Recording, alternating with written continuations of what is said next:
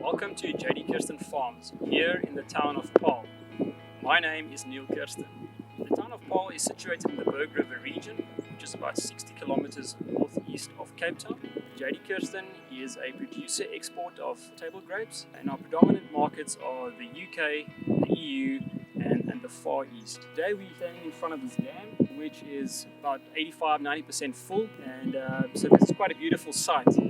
However, we've been through a drought from 2016 to 2018, and during this time we learned some valuable lessons in terms of how we think about water and some of our other production inputs. Over the last season we had seen our water usage decrease by 22%, and that is despite bigger crop in the season of 2020. Our main sustainability efforts really revolve around the following topics. Number one is how we care for our soil. Number two would be water usage. And number three, of course, would be aspects around electricity usage. The first principle that we'd like to highlight is the way we manage our soils. Better you manage your soils, in theory, better your soils will be able to retain moisture. Where we're standing right now is a block of Starlight grapes, which is an early season red variety. In the late summer, early autumn, we had put down some mulch, and that was a layer of compost, about 35 cubic meters per hectare. As can be seen, we've opened up this little area here next to the vine. The compost at the moment is not really visible, but that's already been taken up into the soil during the good winter season that we've had with the rains. It's washed the compost in. And then we've covered up the compost with the mulch, in this case straw mulch. It really starts adding value from the summer months in order to retain soil moisture. What we found is that you can save up to 3 or 4 days between irrigations, and that really helps to firstly drive down your water consumption, but also your electricity usage. The other thing of the compost is within time we'd like to become less dependent upon synthetic inputs. We know that overusage can lead to many problems in agriculture. The last benefit that I'd like to highlight is it just decreases the weed pressure that you would find inside the block. Here we are in a different block. This is a prime variety, which is an early season white seedless variety. This block we had also applied compost and the straw mulch on the plant row. What we had done additionally was to establish a multi-species cover crop.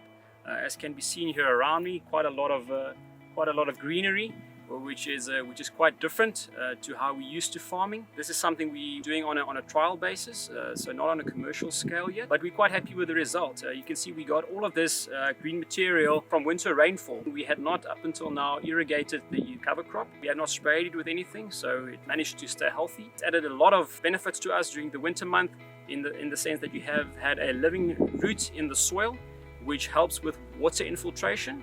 And now as we move into the summer months, we will also have the added benefit of more water retention.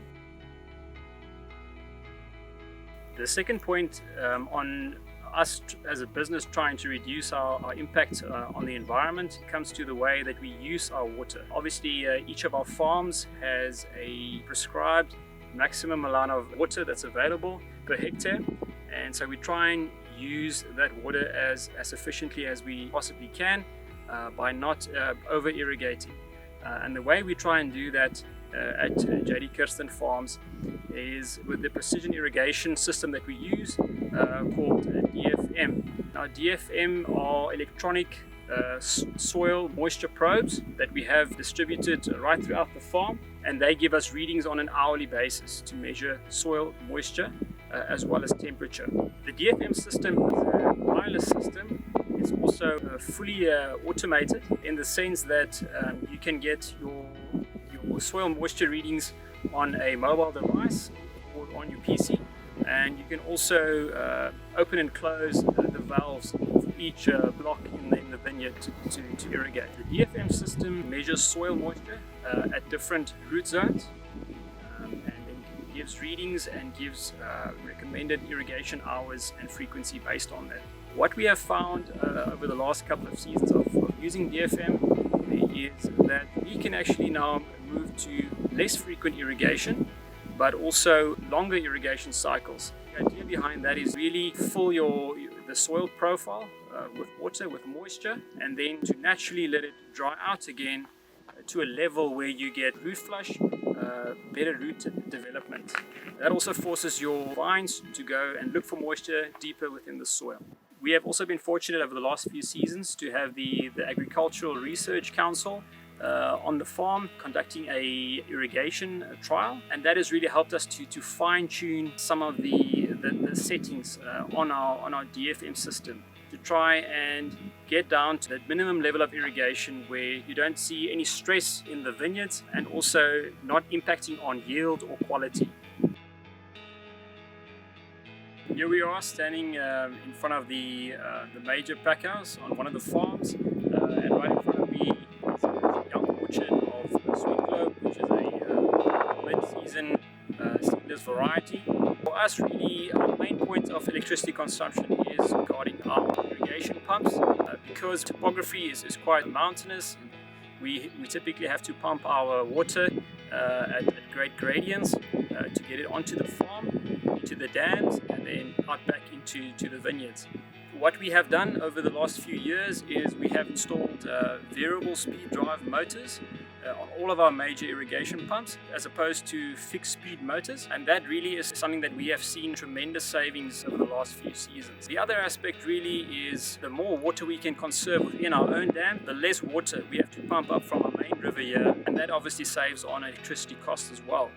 So typically at the end of summer we try and let our dams get as low as possible before winter rainfall, and then hopefully coming out of winter, like we have seen over the last winter, getting up to a good level before we have to start pumping all the way from the river again.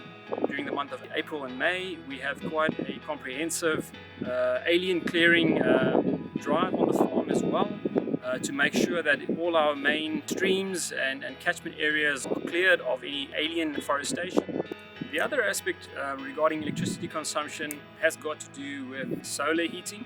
For most of our farmhouses we have throughout the years installed solar heating, and then the last point really many years ago there was a big drive to swap over from halogen lighting to CFC lighting, and even nowadays LED lighting. So in closing, I hope that today's video has been helpful and informative.